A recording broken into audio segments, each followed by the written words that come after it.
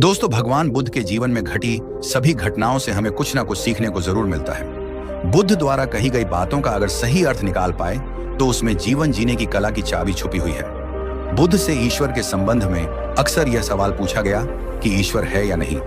बुद्ध, आप ईश्वर को मानते हैं कि नहीं? और बुद्ध द्वारा हर बार एक अलग ही जवाब दिया जाता था लोगों द्वारा। यह प्रश्न बुद्ध से कई बार पूछा गया।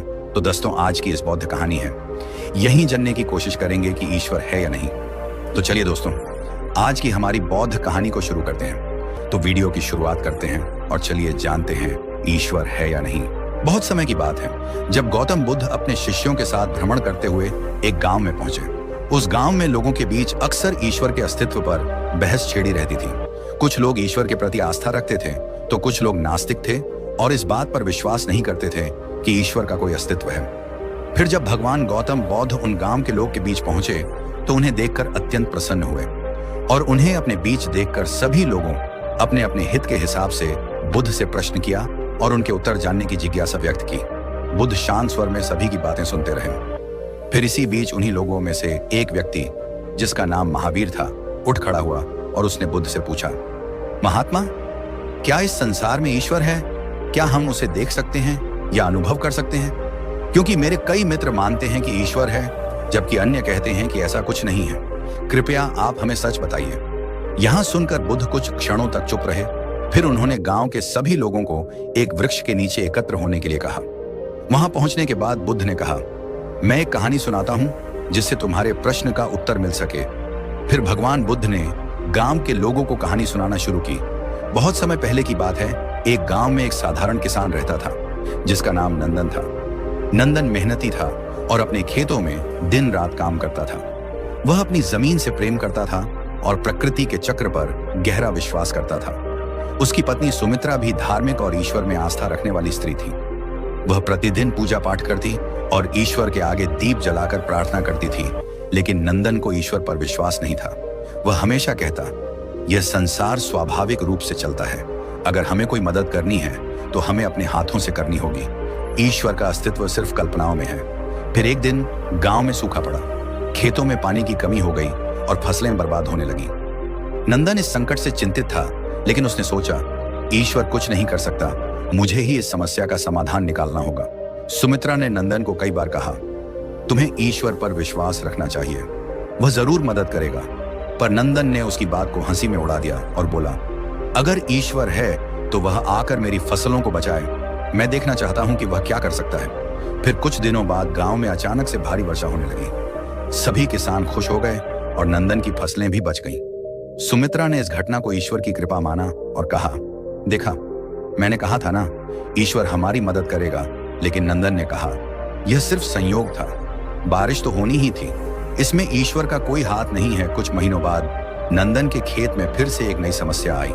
कीड़े उसकी फसलों को नुकसान पहुंचा रहे थे। नंदन ने इस बार भी अपने तरीके से कीटों से लड़ाई करने की ठानी। उसने अपने सारे संसाधन और प्रयास लगाए, लेकिन कीड़े बढ़ते ही गए। हताश होकर नंदन ने अपने खेत को छोड़ने का फैसला कर लिया। उसकी पत्नी ने फिर से उसे ईश्वर का स्मरण करने के लिए कहा, लेकिन नंदन ने इस बार भी कहा, अगर ईश्वर है तो वह इस बार भी आकर मुझे साबित करे कि वह सच में अस्तित्व में है। फिर कई दिनों तक नंदन प्रयास करता रहा, लेकिन कोई सुधार नहीं हुआ। आखिरकार उसने हार मान ली और रात में सोने चला गया। अगली सुबह जब वह जागा तो उसने देखा कि उसके खेत में अब कीट नहीं थे। किसी तरह उसकी फसलें फिर से हरी भरी हो गई थीं। यह देखकर सुमित्रा ने फिर से कहा, ईश्वर ने तुम्हारी मदद की। नंदन ने फिर से वही उत्तर दिया, यह संयोग था, मैं अब भी ईश्वर को नहीं मानता। फिर बुद्ध ने इस कहानी के माध्यम से गांव के लोगों को संबोधित करते हुए कहा कि इस पूरे सांसार में नंदन जैसे ही ना जाने कितने लोग हैं, जिनके सामने कोई भी घटना घटित क्यों ना हो जाए, वह उसे संयोग ही मानते रहते हैं और उन्हें लगता है कि भगवान ने उनकी कोई मदद नहीं की। और जो लोग ईश्वर में विश्वास रखते हैं वे उसे ईश्वर की कृपा मानते रहेंगे। इस तरह विश्वास और अविश्वास का चक्र चलता रहेगा। बुद्ध ने आगे कहा, ईश्वर है या नहीं, यह प्रश्न उतना महत्वपूर्ण नहीं है जितना यह समझना कि जीवन कैसे जिया जाए। अगर तुम्हें विश्वास है कि ईश्वर है तो अपने कर्मों को उस विश्वास के अनुसार जियो, और यदि तुम्हें विश्वास नहीं है तो अपने कर्मों को उस दिशा में जियो।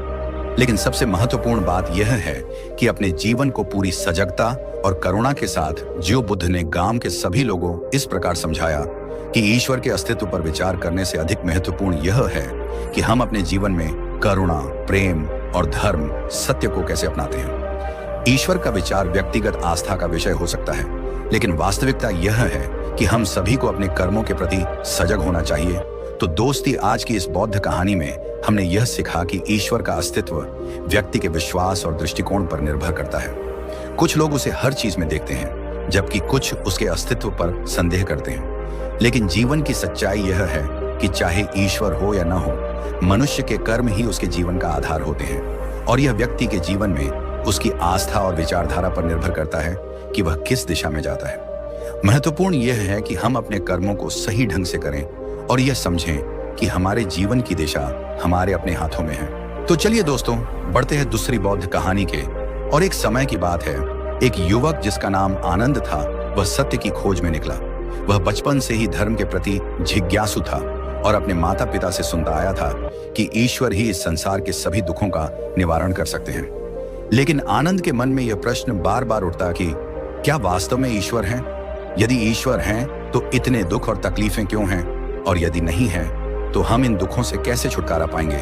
आनंद कई साधुओं और ज्ञानी पुरुषों से मिला, परंतु कोई भी उसे संतोषजनक उत्तर नहीं दे पाया। कोई कहता कि ईश्वर है और वही सब कुछ नियंत्रित करते हैं, तो कोई कहता कि यह संसार माया है और सब कुछ भ्रम है।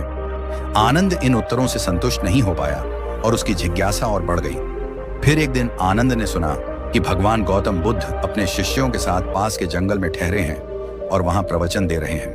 उसने सोचा, क्यों न बुद्ध से मिलकर इस प्रश्न का उत्तर प्राप्त करूं? शायद वही मुझे सत्य का मार्ग दिखा सकें। आनंद तुरंत ही बुद्ध के पास जाने का निश्चय किया। आनंद बुद्ध के पास पहुंचा और विनम्रता से उनके चरणों में प्रणाम किया। उसने अपनी जिज्ञासा व्यक्त करते हुए कहा, भगवान, मैंने बहुत से लोगों से सुना है कि इस संसार में सब कुछ ईश्वर के द्वारा संचालित होता है, पर मैं यह समझ नहीं पा रहा हूं कि यदि ईश्वर हैं तो संसार में इतने दुख और पीड़ा क्यों है, और यदि ईश्वर नहीं है तो हम इन दुखों से कैसे मुक्त हो सकते हैं। बुद्ध ने आनंद की ओर देखा और शांत स्वर में कहा, आनंद, तुम्हारा प्रश्न गहरा है, परंतु इसका उत्तर केवल विचारों से नहीं मिल सकता। इसे समझने के लिए तुम्हें अपने भीतर की यात्रा करनी होगी। आओ, मैं तुम्हें एक कहानी सुनाता हूं। फिर भगवान बुद्ध ने आनंद को का कहानी सुनाना शुरू की। बुद्ध ने कहा, एक समय की बात है, एक गांव में कई अंधे आदमी रहते थे। एक दिन गांव में एक राजा अपने दरबारियों के साथ हाथी लेकर आया। राजा ने गांव के अंधों को बुलाया और कहा, तुम सब इस हाथी को छुओ और बताओ कि यह क्या है। अंधे आदमी हाथी के अलग अलग हिस्सों को छूने लगे। जो आदमी हाथी की सूंड को छू रहा था उसने कहा, यह तो एक मोटा रस्सी जैसा है। जिसने हाथी के पैर को छुआ उसने कहा, यह तो एक खंभा जैसा है। जिसने हाथी की पीठ को छुआ उसने कहा, यह तो एक चौड़ा पत्थर जैसा है। इसी प्रकार सभी अंधे आदमी अलग अलग हिस्सों को छूते रहे और सभी के उत्तर अलग अलग थे। फिर बुद्ध ने समझाते हुए कहा, वास्तव में वे सभी अंधे आदमी सही थे, लेकिन अधूरे सत्य को जान रहे थे। वे केवल हाथी के एक हिस्से को समझ पाए, पूरे हाथी को नहीं।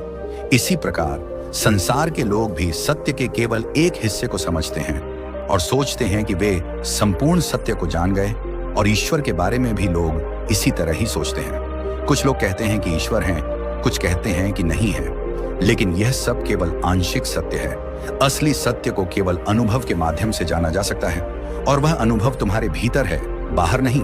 बुद्ध की इस बात पर आनंद ने बुद्ध से पूछा, तो भगवान, क्या इसका मतलब है कि हमें ईश्वर की खोज करनी ही नहीं चाहिए? इस पर बुद्ध ने उत्तर दिया, आनंद, ईश्वर के अस्तित्व को समझने से पहले तुम्हें यह समझना चाहिए कि दुख क्या है और उससे कैसे मुक्ति पाई जा सकती है। यदि ईश्वर की खोज से तुम्हें अपने दुखों का समाधान नहीं मिलता तो वह खोज व्यर्थ है। हमारे जीवन का मुख्य उद्देश्य यह समझना है कि दुख क्यों होते हैं और उनसे कैसे छुटकारा पाया जा सकता है। ईश्वर के अस्तित्व पर बहस करने की बजाय तुम्हें अपने भीतर की यात्रा करनी चाहिए और यह देखना चाहिए कि तुम्हारे मन में कौन कौन से विकार हैं जो दुख का कारण बनते हैं। जब तुम इन विकारों से मुक्त हो जाओगे तब तुम्हारे भीतर का सत्य प्रकट हो जाएगा, और इस पूरे संसार में दुख है और यह हर व्यक्ति के जीवन का हिस्सा। यह दुख तृष्णा, इच्छा और अज्ञान के कारण उत्पन्न होता है, और इस तृष्णा और अज्ञान से छुटकारा पाकर दुख से मुक्ति पाई जा सकती है। और आनंद, सत्य का साक्षात्कार केवल तुम्हारे भीतर की शांति और समझ से हो सकता है। जब तुम अपने मन को अज्ञान और तृष्णा से मुक्त करोगे तभी तुम्हें असली सत्य का अनुभव होगा। तब तुम्हारे लिए यह प्रश्न महत्वहीन हो जाएगा कि ईश्वर है या नहीं। फिर आनंद ने बुद्ध के उपदेशों को सुना और उसे यह एहसास हुआ कि ईश्वर के अस्तित्व को समझने के बजाय उसे पहले अपने भीतर की समस्याओं को सुलझाना होगा। उसने यह जान लिया कि जीवन के दुहक का असली कारण उसके अपने मन में है और उस दुहक से मुक्ति पाने का मार्ग भी उसके भीतर ही है। फिर आनंद ने बुद्ध के उपदेशों का पालन करना शुरू किया और ध्यान की गहराइयों में जाकर अपने भीतर के दुहकों का समाधान खोजने लगा। धीरे धीरे उसने यह समझ लिया कि सत्य की खोज बाहर नहीं बल्कि भीतर होती है। ईश्वर के अस्तित्व की बहस में उलझने के बजाय हमें अपने जीवन के लक्ष्य पर ध्यान देना चाहिए और खुद में सुधार करना चाहिए। दो दोस्तों, आज की इस बौद्ध कहानी से हमें यह शिक्षा मिलती है कि जीवन के प्रश्नों का उत्तर बाहरी जगत में ढूंढने के बजाय हमें अपने भीतर की यात्रा करनी चाहिए। ईश्वर का अस्तित्व हो या ना हो, हमारा लक्ष्य अपने जीवन के दुखों से मुक्ति पाना और शांति का अनुभव करना होना चाहिए। यही बुद्ध का मार्ग है और यही वास्तविक सत्य है।